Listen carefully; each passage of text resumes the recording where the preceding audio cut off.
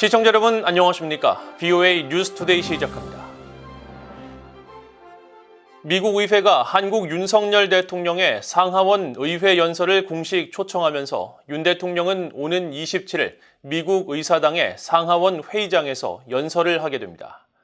미국 의원들은 잇따라 이를 환영하면서 미국과 한국의 안보와 경제 협력은 그 어느 때보다 중요하다고 강조했습니다.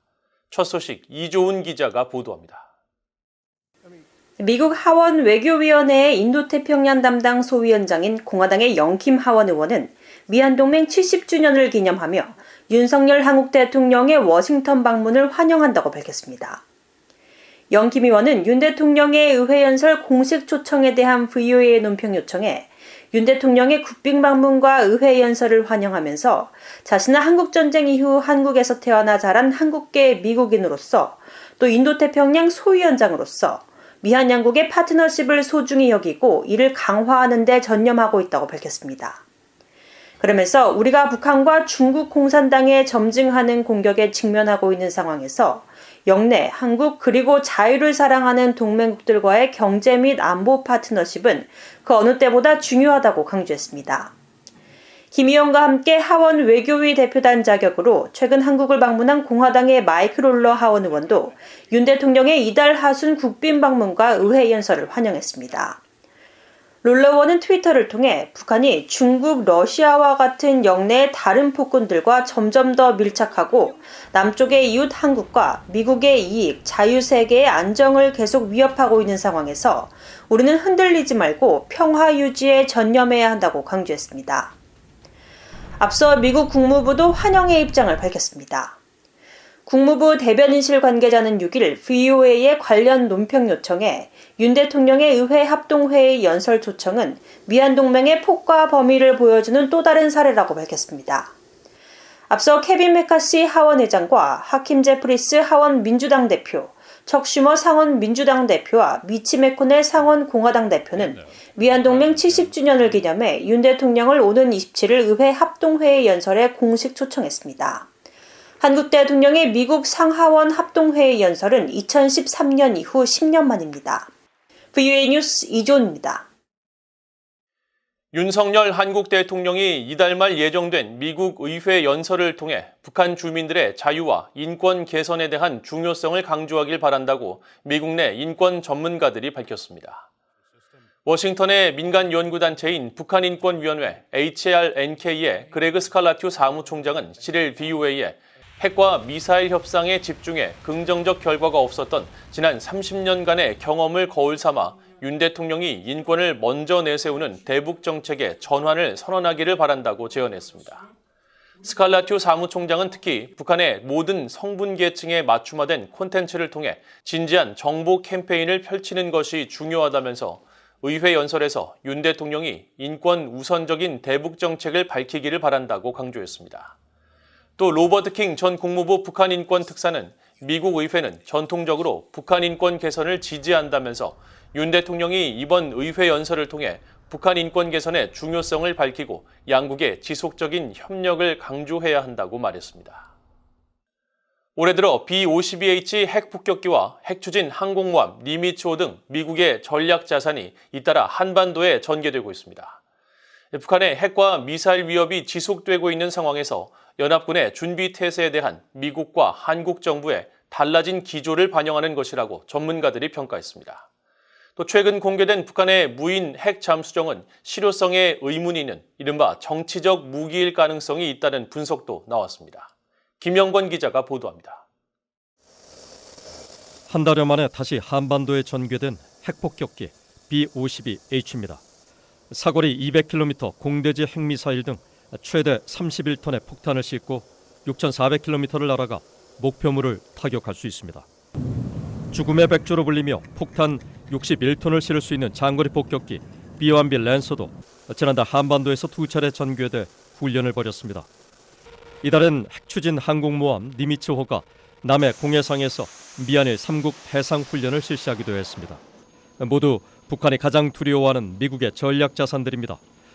한미연합사 작전 참모 출신인 데이비드 맥스웰 아태 전략센터 부대표는 이 같은 미국 전략자산들이 잇따라 전개돼 한국, 일본 등과 연합훈련을 실시하고 있는데 주목해야 한다고 강조했습니다.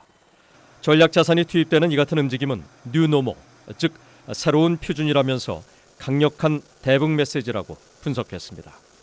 Well, this is the new normal, and this is the Rock-U.S. alliance ensuring that we sustain readiness and interoperability of South Korean and U.S. military forces, while of course sending the message to Kim Jong-un that we have the capability to attack and destroy the regime should he ever use weapons of mass destruction. 맥스웰 부대표는 이어 미국 전략자산의 한반도 전개와 지속적인 훈련은 원래 일상적이었지만 한국의 전임 문재인 정부의 대북 정책 기조와 전임 트럼프 행정부의 방위비 분담금 문제 등으로 훈련이 대폭 축소됐었다고 지적했습니다. 그러면서 바이든 행정부와 윤석열 정부는 달라진 정책 기조와 의지로 훈련을 정상화하고 있다고 평가했습니다. That is because over the last year, the Biden administration and the Yoon administration are committed to ensuring the highest level of readiness of the combined military forces. And so both Biden and Yoon have demonstrated their commitment to the defense of South Korea and to deterring North Korean attack, and particularly the use of weapons of mass destruction. 로렌스 코브 전 미국 국방부 차관보는 미국의 이딴 전략자산 전개는 한국 내 자체 핵무장 여론과 맞물린 분석으로 설명했습니다. 즉 한국 내 높아진 핵무장 여론을 달래고 확장 억제력을 보장하기 위한 미국 정부의 노력 가운데 일환이란 진단입니다. And I think the other thing that's important, we don't want South Korea to develop nuclear weapons, so we want to show them that we're there with them, and so by conducting this exercise, we're sending that signal. 코브 전 차관보는 또 미국의 전략자산 전개와 연합훈련 실시가 앞으로 한반도 사안에만 국한되지 않고 미한일 3국 간 군사협력, 더 나아가 인도태평양 지역 안정과 경제 분야 등의 협력에도 좋은 효과를 낼 것이라고 분석했습니다. 이런 가운데 북한이 지난달 24일 공개한 무인 핵 잠수정 해일은 북한이 보유한 다른 핵탄도 미사일에 비해 성능이 떨어져 실효성에 의문이 있다는 지적이 나왔습니다. 미사일 전문가인 반벤 디펜 전 미국 국무부 국제안보 비확산 담당 수석부 차관보는 6일 38롤스에 기고한 글에서 북한이 공개한 해일을 무장과 속도, 정확도, 대잠 능력 등 다각도로 분석한 결과 다른 탄도미사일이나 순항미사일보다 성능이 떨어져 대잠수함 공격무기로는 취약하다면서 무인 핵 잠수정은 이른바 정치적 무기일 수 있다고 분석했습니다. 다만 이미 핵 개발 능력을 보유한 북한은 다양한 핵 운반 능력이 있고 기술적으로 뛰어나기 때문에 연합 세력의 선제적 대응은 점점 더 어려워지고 있다고 지적했습니다. VOA 뉴스 김영권입니다. 미국의 3대 핵전력은 적의 전략적 공격을 억제하고 동맹에 대한 확장억제 약속을 보장하기 위해 존재한다고 미국 공군이 밝혔습니다. 미국 공군 지구권 타격사령부 공보실은 7일 북한이 최근 잇따라 대륙간 탄도미사일 ICBM을 발사하고 미국 본토 타격 능력을 주장한 데 대한 대응 수단을 묻는 VOA의 질문에 미국은 지상 기반 ICBM과 잠수함 발사 탄도미사일 SLBM, 전략 폭격기로 구성된 3대 핵전력을 보유하고 있다고 말했습니다. 이어 미국의 핵무기들은 전략적 공격을 억제하고 동맹국과 파트너의 안보를 보장하면서 억제력이 실패했을 경우 미국의 목표 달성을 위해 사용된다면서 미국은 3대 핵전력을 모두 현대화하고 있다고 밝혔습니다. 그러면서 3대 핵전력은 어떠한 전략적 공격에도 견디고 대응할 수 있도록 보장하고 억제력을 조정하며 동맹국들에게 우리의 확장 억제 약속을 지지하도록 보장하기 위해 존재한다고 강조했습니다.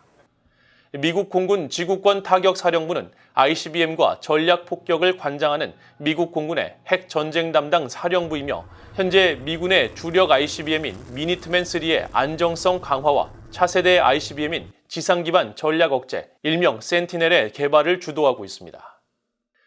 미국 조지아주를 지역구로 하는 존 오소프 민주당 상원의원이 경제사절단과 함께 한국의 최태원 SK 회장과 정의선 현대자동차 그룹 회장, LG 임원진 등과 고위급 경제회담을 갖고 경제협력 심화 방안 등을 논의했습니다. 오소프 의원실은 6일 보도자료를 통해 한국을 방문 중인 오소프 의원은 서울에서 한국 기업 대표들과 회담을 가졌으며 이번 회담은 조지아주와 한국 사이 경제 파트너십을 심화하고 무역을 강화하기 위한 것이라고 밝혔습니다. 한편 이날 카멀라 해리스 미국 부통령은 조지아주 달튼에 위치한 한국 기업 한화 큐셀의 태양광 모듈 공장을 찾아 한화 큐셀의 미국 대규모 태양광 발전 사업 참여를 발표했습니다. 이 사업은 한화 큐셀이 미국 에너지 기업 서밋 리지 에너지 SRE에 250만 개의 태양광 패널을 납품하고 SRE가 미국 내 14만 개의 주택과 사업체에 1.2기가와트 규모의 태양광 에너지를 공급하는 사업으로 해리스 부통령이 미국 내 한국 기업을 찾은 것은 이번이 처음입니다. 해리스 부통령은 연설에서 바이든 행정부는 미국 역사상 최대 규모의 태양광 에너지 투자 계획을 이끌어냈다면서 달튼은 미국 최대 태양광 모듈 공장의 기지라고 강조하고 우리가 기후변화 대응과 청정 에너지에 투자하는 것은 미국과 국민들에게 투자하는 것이라고 말했습니다.